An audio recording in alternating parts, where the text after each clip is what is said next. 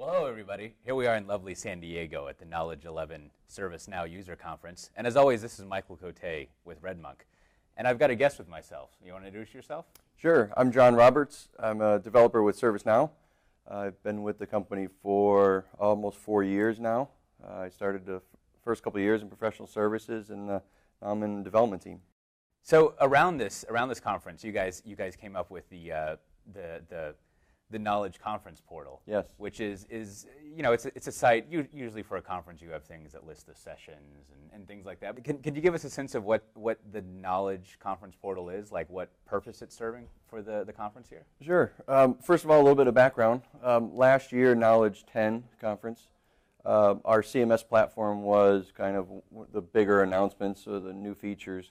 The CMS plugin allows us to build customized user interface and not have to settle with the interface that we give you by default. So people have used it to style their own instance to look like their corporate website and things like that. All right. So at Knowledge11 we were announcing that platform, and so we really wanted to showcase it, and we thought what better way to showcase it than make our Knowledge Conference Portal built on top of our CMS platform.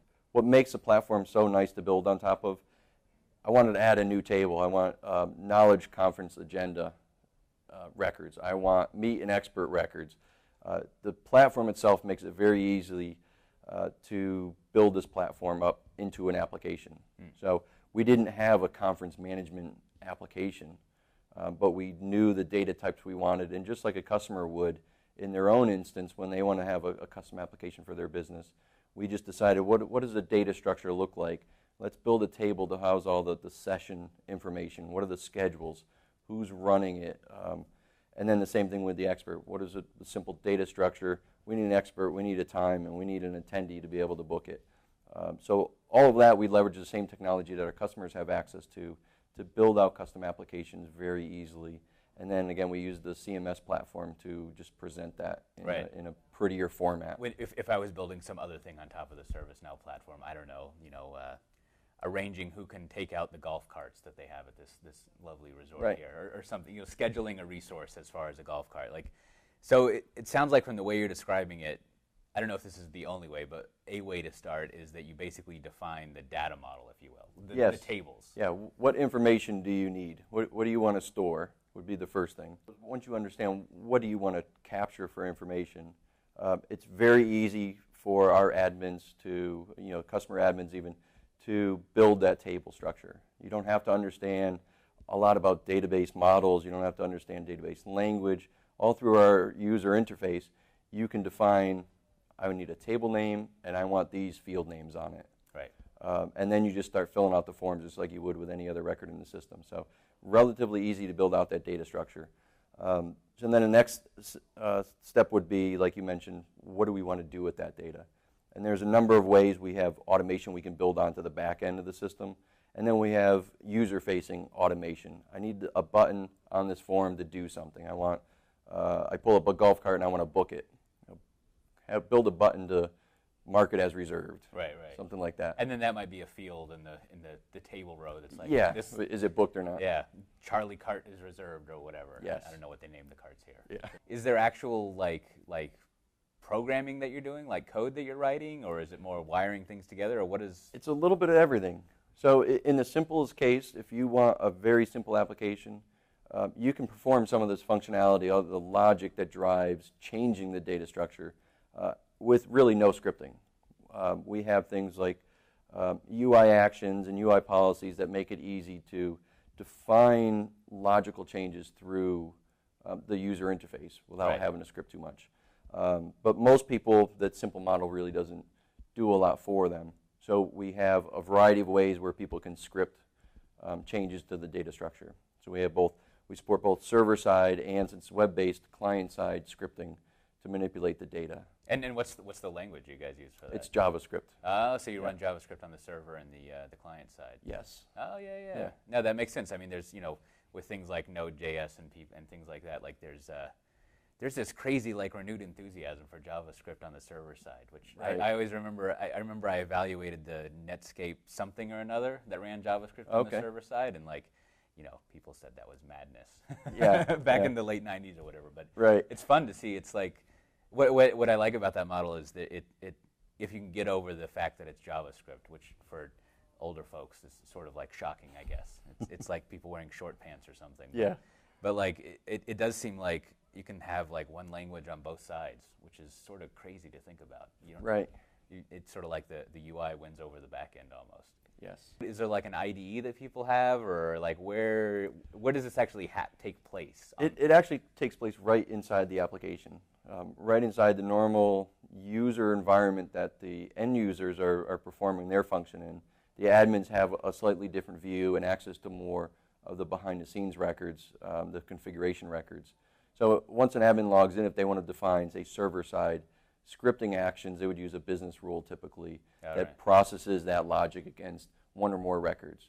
So through a business rule form, they would have access to a script field, and in there they would just write their script. It's not an IDE interface, it's right in the application. We do have some support for which objects are available, and that's one of the areas we're improving right now to make that the script fields a little more intelligent, so maybe we have some context aware. I could do some type ahead on what methods are available in a certain object. So we're trying to make that a little bit smarter. Continuing part of the portal that you built, like, so I imagine the agenda then, there was some mixture of retrieving those events through some service from the database, and then doing some JavaScript and HTML and stuff to render it. I mean, just basically render the table. Yes, that's exactly it. So we've got the CMS that allows us to write an HTML front end that doesn't look like our application, the standard application. We've got the agenda sessions sitting on the back-end database. And through our normal interface, we can certainly display that list of sessions. It just doesn't look as pretty in a CMS. We wanted to really make it look like an HTML website, not a list within our application. Right. And so what we basically did in this case, we had to do some customization. Some of it's a little more advanced in something we call a UI page, where we kind of we leverage XML files using Jelly language that allows us to render data on the back end, configuration, and output that into HTML format. So generalizing this a little bit, I mean, it seems like this is basically the way that you would customize anything in ServiceNow. Using similar patterns is the wrong word, Absolutely. but a similar approach, if you will. It is. Well, one of the other areas that's kind of interesting still in the Knowledge Conference portal is our automatic provision of instances, which is pretty interesting. So all of the lab sessions that we have, we give all the attendees their dedicated instance that they can play with so people aren't stepping on each other's code. And we provision that through our own runbook automation, which we also launched last year a little bit. More formally this year, we're really getting heavily into it. And we're also leveraging the Amazon EC2 web services to run these instances. We just didn't have the server space to spin up 1,000 instances for every attendee. Right. So why not leverage the cloud that's already has that type of capacity? So also through the conference portal, users can go in, say, I want to attend the scripting lab, and within 5 to 7 minutes, we send an email back that we just provisioned your own instance right on the cloud for you that you can start to use. So you kind of built up with a little application within the portal, yes, I guess, to mix a bunch of words together that people are requesting that. And then I guess, is there some sort of, are you actually sort of linking some sort of JavaScript calling out to y'all's runbook stuff, or like what? I'm interested in what the chain is there, because this might be one of the only instances where JavaScript is used for anything remotely related to IT management. We're pretty much using JavaScript to control all of the IT service management, anything in the application. Right. But in the case of our runbook automation and the instance provisioning, it's actually quite a complex workflow that we're running through. I saw the map of it, and there's a lot of steps. Communications with Amazon Cloud. I want to make this request. I want to copy this master and give me information back on what's the URL that I can actually connect this to. So there's an awful lot of logic behind the scenes that our runbook automation team has been very busy setting up. And we're happy with the performance, the 5 to 7 minutes. Yeah. And if you ask anybody else, how fast can they get their application running dedicated for me just for the day to play. And 7 minutes is pretty impressive. There's another thing that I noticed that's in the portal is you pulled in. So you guys call it live or live stream. It's basically a stream, if you will, and yes. It's kind of a mixture of an idea of an activity stream and a Twitter stream and all these things together. And you guys have that in the portal as well, or you have there is an instance of it in the portal. Right. And I'm curious, like, it's another good example of how you're sort of, no one uses the term mashup anymore, but you're mashing up these various things from the ServiceNow platform. And so can you kind of go over how you integrated that into the portal? Sure. One of the new features we just added was social IT services. So we have a chat feature that's built into the system now, and we also have this live feature. So live feed is what we're calling it. And basically it's kind of like a Facebook, Yammer social environment that's dedicated to the instance. So probably more along the lines of Yammer, which is protected, right. private to the corporation. So we have that in the application now that we're shipping in the next release. So we wanted to really showcase that this year in the Knowledge portal. So we have that available through the portal, and any of the attendees that are registered can go ahead and have a communication. They can create their own essentially chat groups. It's really not a chat, but a live feed type group that they can house their messages in and have these discussions. And the other thing we wanted to do was just to try to trigger more activity, was to pull in tweets from Twitter that have certain tags, like our #Knowledge11, our tag for the conference. We wanted to display those in the Knowledge portal in live. So we built an integration from external services such as Twitter to live feed.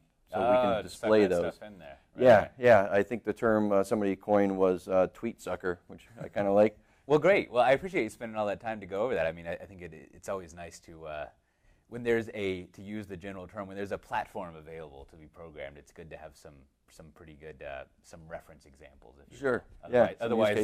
Otherwise, you're just like, oh, it can do anything you want, and that's really not helpful. Right. Yeah, it doesn't get you very far. Definitely. So I appreciate it. Yeah, I appreciate the time, too.